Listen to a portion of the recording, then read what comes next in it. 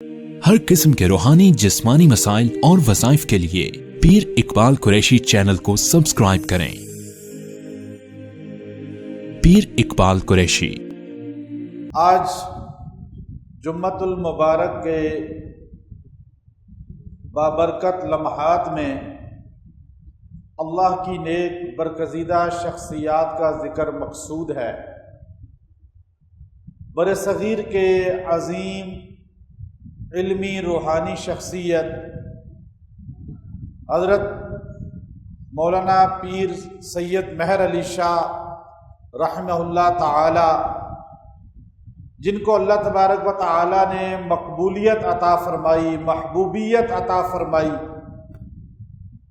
اور ایک قلیل عرصہ کے اندر یعنی 1 صدی کے اندر اللہ نے ان کو وہ مقام عطا فرما دیا، وہ منصب عطا فرما دیا جو کئی صدیوں کے بعد انسان کو میسر آتا ہے یا ملتا ہے۔ اور اگر انسان غور کرے تو اس کے پیچھے ایک چیز ہے، ختم نبوت، جو آپ نے ختم نبوت کی محنت کی، اللہ نے اس ختم نبوت کی محنت کی وجہ سے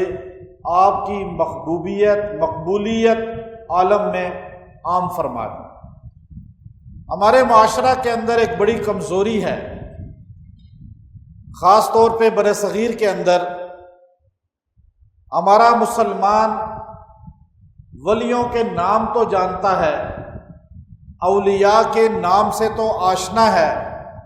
لیکن اولیاء کی زندگی سے ناآشنا ہے۔ آج کسی بھی مسلمان کو کہا جائے کہ تم بتاؤ شیخ عبد القادر جیلانی رحمۃ اللہ علیہ کون تھے، تو مرد عورت بچے بوڑھے فوراً کہیں گے بغداد کے ولی تھے، لیکن آگے زندگی کا نہیں پتا۔ پیر میر علی شاہ صاحب رحمۃ اللہ علیہ کا نام جب آتا ہے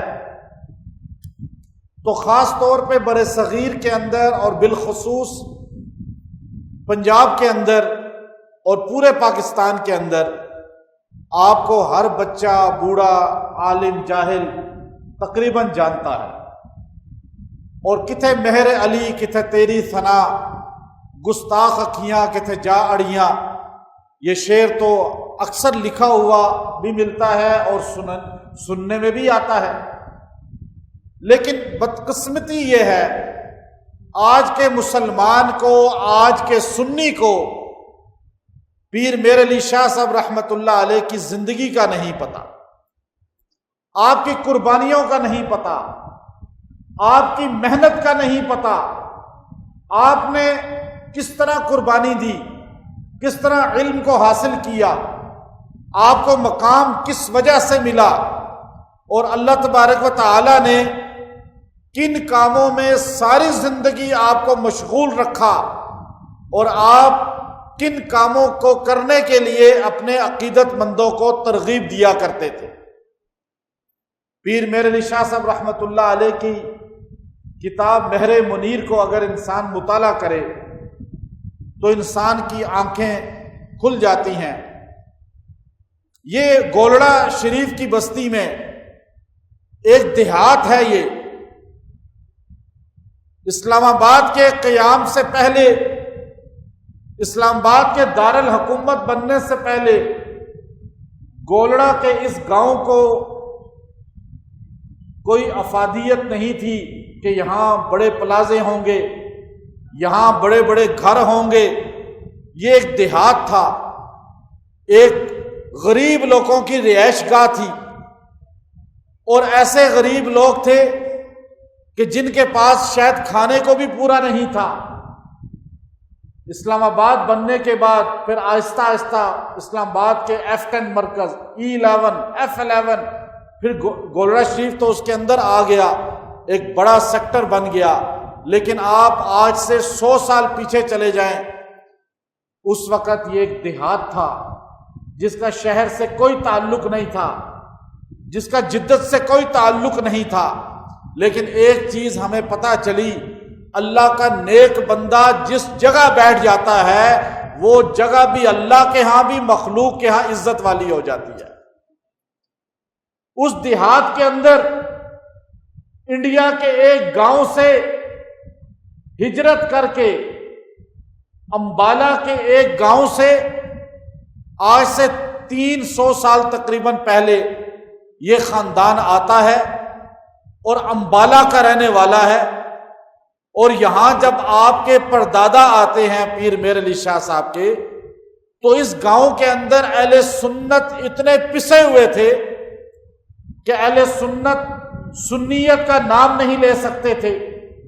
صحابہ کا دفاع نہیں کر سکتے تھے. اصحاب رسول میں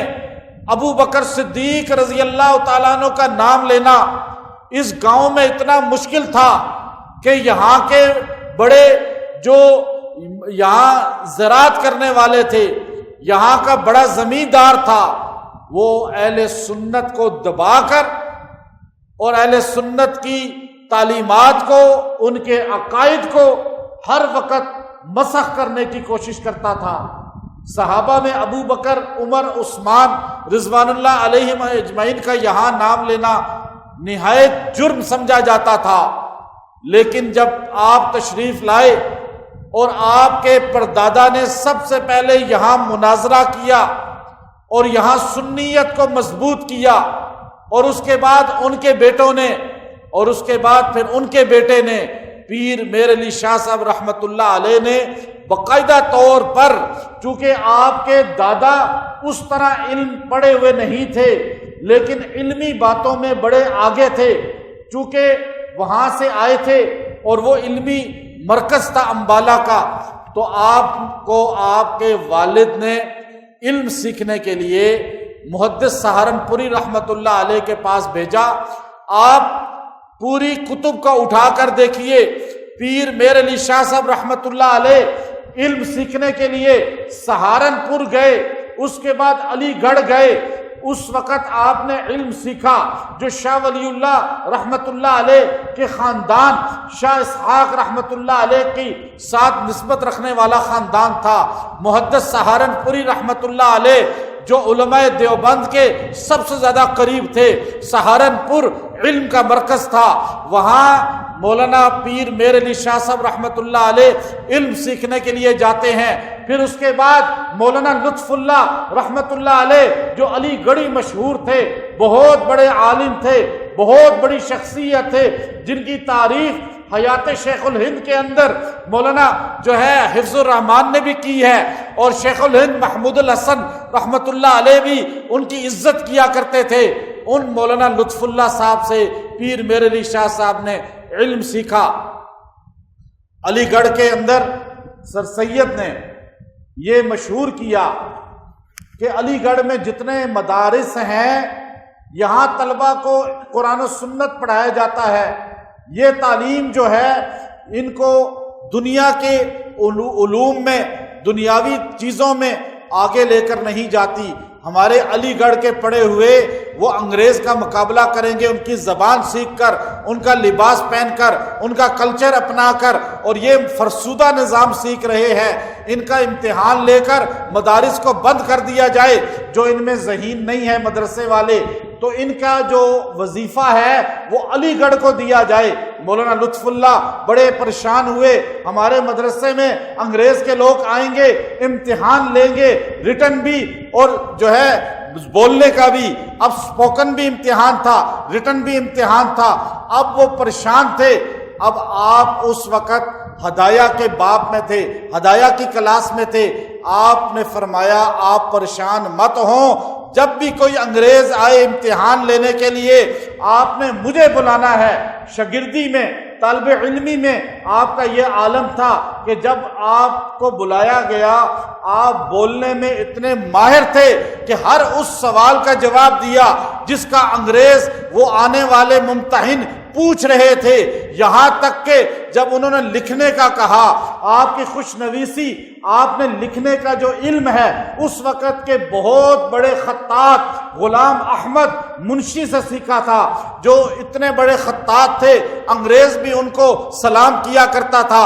آپ نے ان سے بیٹھ کر پورا علم خطاطی کا سیکھا۔ جب آپ نے لکھنا شروع کیا، آپ کی خطاطی کو دیکھ کر اس وقت کا انگریز ممتحن بھی حیران رہ گیا، اور اس نے کہا یہ مدرسہ رہے گا اس لیے کہ اس میں ایسے طالب علم موجود ہیں۔ آپ کی طالب علمی میں یہ عالم تھا۔ پھر آپ